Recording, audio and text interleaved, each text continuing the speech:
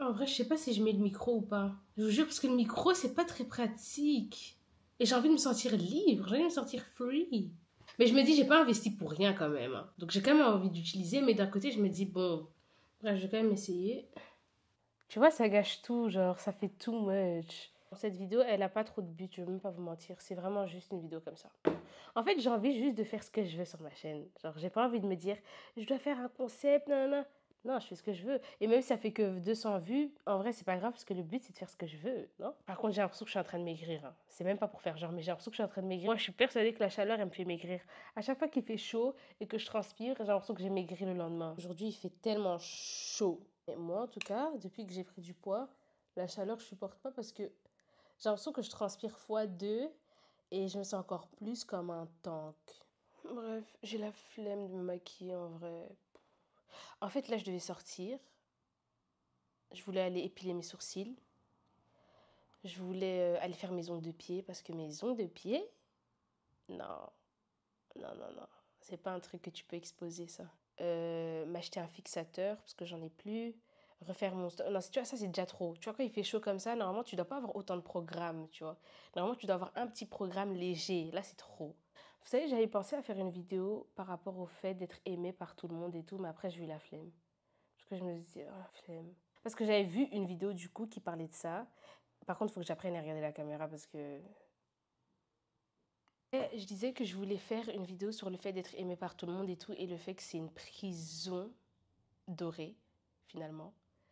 Et après, je me suis dit, flemme. Mais après, maintenant que j'y suis, je me dis, por qué no? Pourquoi pas? J'ai réalisé que la vraie liberté, c'est de ne pas être aimé. Ok, j'abuse. Pas de ne pas être aimé. Mais la vraie liberté, c'est quand les gens te sous-estiment ou quand les gens ne t'aiment pas trop pour ce que tu fais ou ce que tu as. Ou ce que... Parce que en fait, tu t'enfermes dans une prison où tu as l'impression que tu dois tout le temps satisfaire ces gens. Quand les gens, ils sont là, oh, mais t'as un trop beau corps et tout. C'est bien, ok, mais quand tu commences à avoir l'impression que c'est ça qui te définit, tu rentres dans une pression où tu dis, oh mon Dieu, si là je grossis, les gens ils vont plus m'aimer parce que là j'ai plus le beau corps que tout le monde disait que j'avais. Nana. Je sais pas comment vous expliquer. Le fait de vraiment vouloir plaire aux gens et de tout faire pour, ça t'enferme dans un truc où finalement tu vis que pour ça, tu vois. Alors que quand, moi, désolé, moi j'aime bien comme sous-estime, hein. Moi j'aime bien comme sous-estime. Enfin, ça doit pas devenir méchant ou ça doit pas devenir oppressant, tu vois. Tu dois pas être là constamment à me dire, tu sais rien faire, t'es une merde, non, pas comme ça. Mais j'aime bien quand on n'a pas d'attente parce que, ok, là, je peux que te choquer. Genre, soit je confirme ce que tu penses et c'est ok, en vrai, on s'en fiche, ou soit je peux que te choquer. J'avais déjà parlé avec quelqu'un qui m'expliquait que ses parents trouvaient cette personne trop intelligente, trouvaient que cette personne excellait tout le temps à l'école, trouvait que cette personne là, et elle m'expliquait qu'elle aime pas elle aime pas cette pression. C'est dommage, hein, finalement, parce qu'on se dit, ok, qu'est-ce qu'on doit faire alors? C'est vrai que c'est dur, hein, parce que tu te dis, qu'est-ce que je dois faire alors? Je commence déjà à boire du froid, des trucs très froids, alors que je suis même pas encore vraiment guérie. En fait, quand les gens t'aiment, quand les gens te trouvent trop belle, ou quand les gens te trouvent, tu fais trop bien ça, t'es trop bien dans ça, c'est bien, je dis pas, mais je pense que ça rajoute une pression où tu dis, oh, si je floppe, j'ai plus de valeur ou quoi. C'est pour ça que moi, je mise tout sur ma personnalité, je suis désolée. Je pars du principe que enfin, c'est ma personnalité qui doit me définir et pas ce que j'ai, ce que je sais faire. Euh, tu vois, en fait, et je parle pas des gens qui t'encouragent dans tes projets, c'est pas ça. Encourager, c'est quelque chose de sain, tu vois.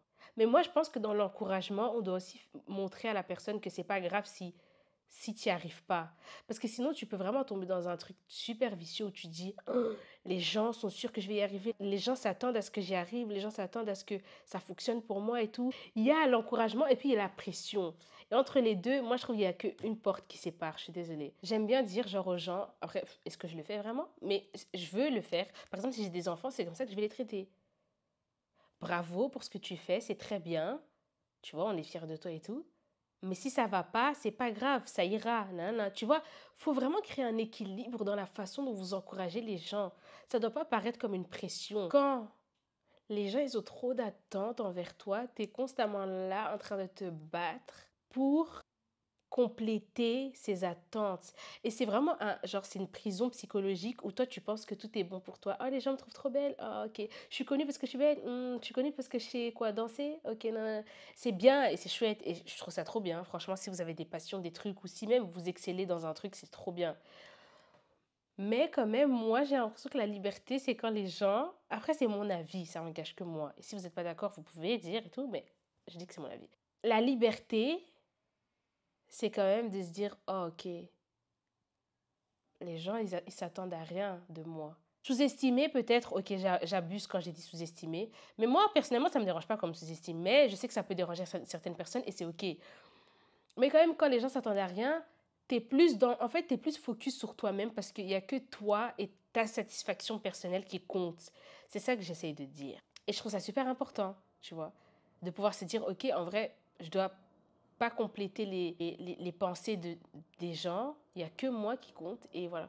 Je trouve qu'à ce moment-là, tu es plus focus sur toi et sur tes attentes et sur ce que toi t'attends de toi. Quand il n'y a pas de gens qui sont remplis d'attentes envers toi. Par contre, je vais quand même faire mes sourcils.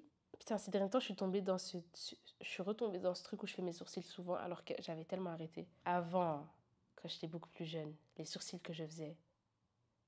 Faut que je m'achète une nouvelle trousse parce que what the hell je pense que sur mon YouTube, je vais faire une fois par mois un concept comme ça où je parle. Parce que ça peut pas être ma DA, tu vois. Je peux pas faire de ça ma DA parce que... Enfin, ça peut pas être toute ma DA, tu vois. Par contre, hein, j'ai pas encore fini mes sourcils. J'étais en train de regarder la story d'une influenceuse et sa peau... Parce que moi, j'ai beau dire que ma peau, elle est belle et tout. Oh, merci au produit nana. Mais ce sera jamais la peau neuve. Genre comme... Il y a des gens, ils ont vraiment une peau de bébé comme ça, aussi très lisse. T'as beau toucher et tout, c'est lisse. Je me dis, mais est-ce que je peux retourner à cette peau de bébé ou c'est mort? Je viens de voir une vidéo d'une fille, une femme. Je suis tombée sur ma For You page sur cette vidéo. Elle parle du fait que elle avait fait une vidéo genre pour rigoler ou je sais pas c'est quoi. Bref, j'ai pas compris l'histoire. Enfin, c'est pas que j'ai pas compris, mais j'étais pas très concentrée. Hein. J'étais en train de me maquiller. Je mets pas de concealer, mais j'ai juste envie d'un tout petit peu quand même éclairer le dessous des yeux là. Bref, du coup, elle parlait du fait que elle a fait une vidéo sur TikTok où elle mangeait du labello, mais pour rigoler, vous voyez les gâteaux trompe-l'œil ou quoi. Bref, vous voyez les trucs trompe-l'œil un peu, ok? Donc, elle a mangé du labello et tout. Et c'était réaliste et tout, bref, c'était très réaliste. Et là, il y a des gens qui ont commenté, des noirs, parce qu'elle est noire, qui disaient ouais, tu fais honte à notre communauté, des trucs comme ça. Je comprends pas comment les gens prennent une personne sur les réseaux en disant tu fais honte à notre communauté. Moi, je pense qu'on devrait plus se concentrer sur le fait de se représenter nous-mêmes. Parce que sinon, on va pas s'en sortir.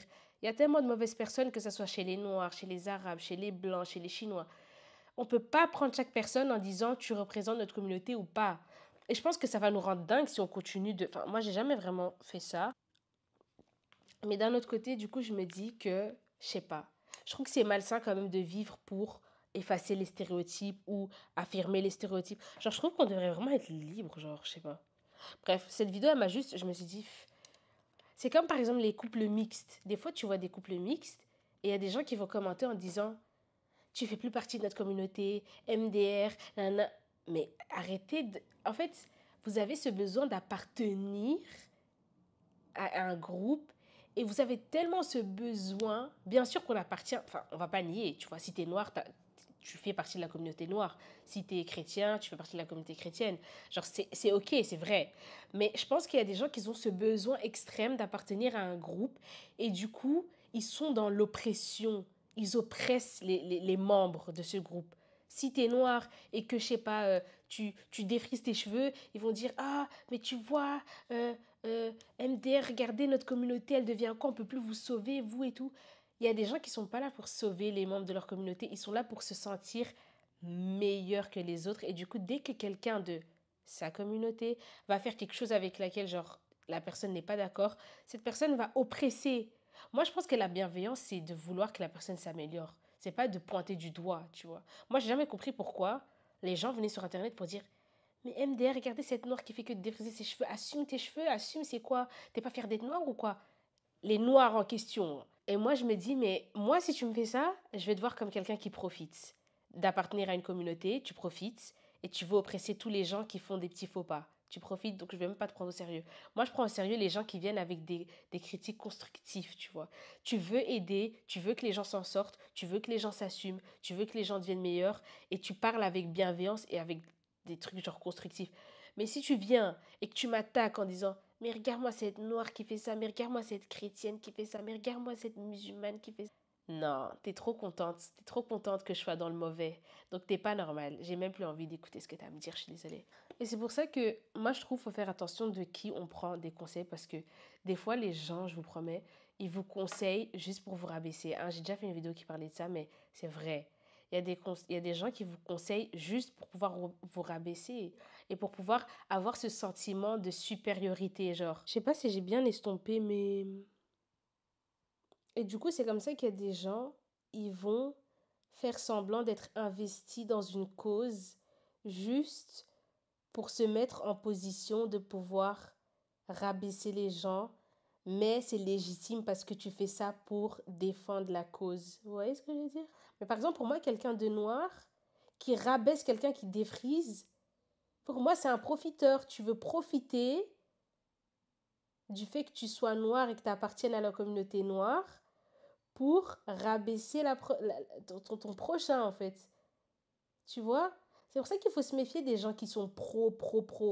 T'es pro parce que t'es pro, tu veux que ça s'améliore, ou t'es pro parce que tu as cette position d'une personne qui peut, de façon légitime, soi-disant, attaquer les gens. Vous savez, pour moi, c'est quoi mon fixateur naturel? La chaleur. Désolée, quand je me maquille, ces derniers temps, j'ai pas de fixateur, donc je sors juste sans mettre de fixateur.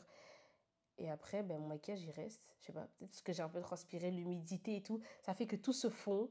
En plus, ça fait vraiment un effet genre, pas mat, mais genre vraiment, ça give. Moi, je trouve que les conseils doivent être faits avec tellement de bienveillance. S'il n'y a aucune bienveillance, je veux pas ta merde, tu peux la garder. Et je trouve même que c'est super dangereux de conseiller les gens avec malveillance parce que ça incite les gens à pas suivre vos conseils. Tu vois. Si tu viens avec bienveillance, la personne, elle va vouloir s'intéresser à ce que tu dis, tu vois. Bref. Putain, je sais même pas comment je vais m'habiller. Je déteste ça. La chaleur, je déteste parce que j'ai jamais... Enfin, j'ai pas de tenue pour ça. Tu vas pas venir en training, ma chérie. Désolée. Putain, il y a tellement de peluches sur ce truc. C'est les pyjamas Primark. Vous savez que j'ai jamais acheté de pyjama Primark. Là, c'est mon premier pyjama. Ah si, peut-être j'en ai déjà... Enfin, si j'ai déjà acheté. Mais genre comme ça, ensemble et tout, non. Bref, j'ai fini de toute façon de me maquiller. Et en fait, c'est juste une vidéo comme ça, genre pour... Une vidéo que tu utiliseras en fond quand tu vas te maquiller. Quand tu... Moi, quand je me lave aussi, je mets des vidéos. Hein. Quand tu te laves, quand tu t'habilles, bref, quand tu t'apprêtes. Du coup, je vous laisse et voilà. Bisous. Là, je vais juste faire ma miniature. Putain, la miniature, c'est chaud quand même. Hein. Tu sais même pas comment tu dois poser. Moi, je suis tout le temps simple, tu vois. Je suis meuf chill.